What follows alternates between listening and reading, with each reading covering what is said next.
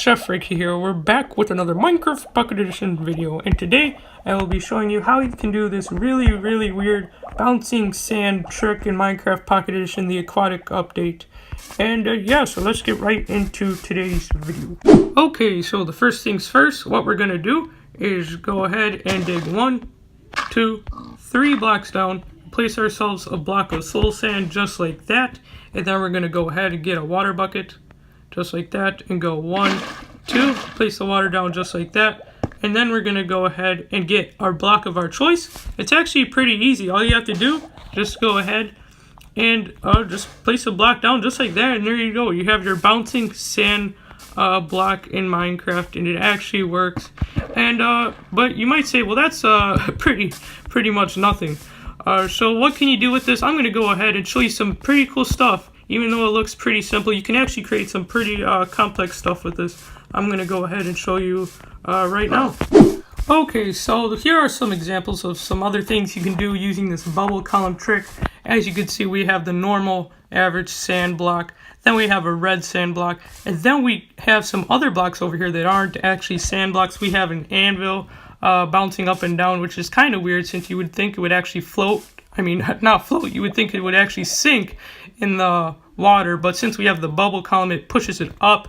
As you can see, it's bouncing up like it is right now. And then we have this dragon egg, and it's bouncing up and down. And how I did this was I actually placed a block on top of the water, put a dragon egg on top of it, broke the block underneath, and just fell in, and now it's bouncing up and down just like that. So now what we have over here is we have this kind of a pedestal for like a dragon head, as you can see. And what I did was, here, let me just break through so you can see it. I put a bubble column, and then I put an armor stand in it, and then I put a dragon head on top of it to make it look like kind of an awesome display case you can probably have in your survival world. It's actually very survival friendly if you have the materials for it, so it doesn't require that many materials. You can use this to show your friends, and you can probably make some pretty awesome stuff with this. So another thing you can do with this bubble column trick is you can actually make blocks that change 2 different colors, just like this. As you can see, it's blue, and then it turns to lime green, then it's blue, lime green. Let me show you how this was done. Let me just break the stair right over here. As you can see, it's actually 2 blocks that I placed down, and they're actually kind of glitching past each other. Let me dig down one more, but oh, I think I just broke it. But as you can see, you can kind of see the bubble column right underneath there, and it's pushing up 2 blocks, but since they're kind of going at the same height, and they're like the same amount of distance from each other, they're kind of like glitching together, and it's making this pretty cool animation for us.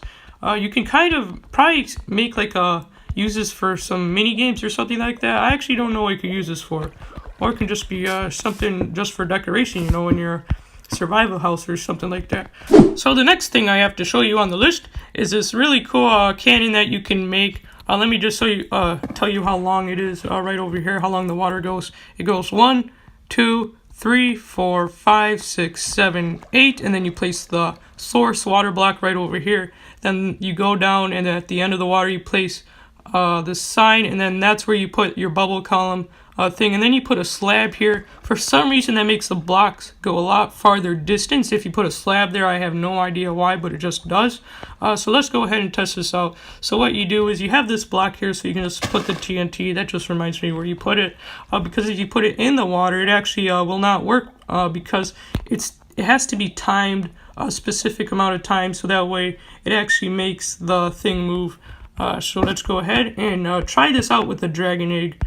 So we're gonna go ahead and place our block right over here underneath the dragon egg. Then let's place the dragon egg on top and break this block underneath. And as you can see, we have the dragon egg bouncing up and down. All we have to do now is ignite our TNT. So I'm gonna go ahead and walk over there and light it up just like so. So let's go ahead and see this thing go. Okay, so this is take 2. Let's see if it hopefully works this time than the first time. Oh no, oh no, oh no! Okay, so this is take 3 because the other first 2 times didn't work, so hopefully it works this time. I put some protection around it. Okay, let's see if it works.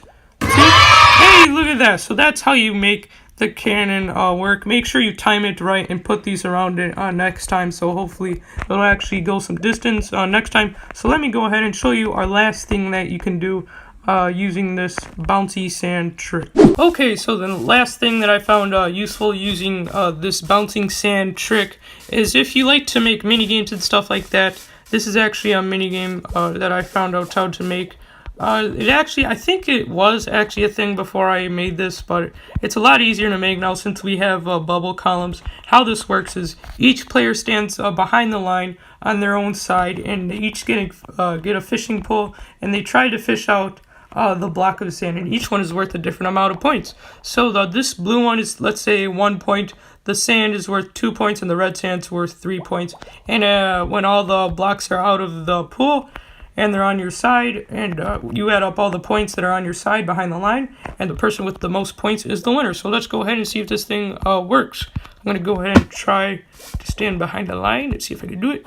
Yeah, stand behind the line. Let's see if I can fish out the 3-pointer. Oh, I got a different one, I think. Oh, I think that was just a 1-pointer. Okay, guys, so that is how you get the bouncing sand trick in your own world in Minecraft Pocket Edition. Comment down below, tell me if this thing worked for you or not. And that will be it for today's video. Don't forget to like the video and subscribe. And I'll see you all in the next Minecraft Pocket Edition video. Bye!